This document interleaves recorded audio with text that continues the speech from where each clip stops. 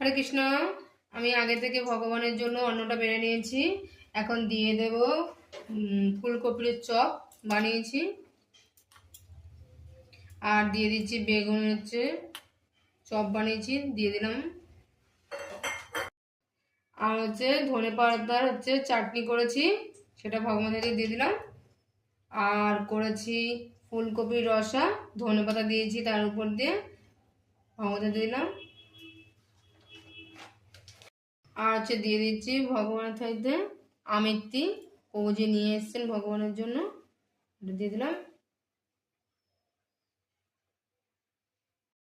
1 glass জল দিয়ে দিলাম।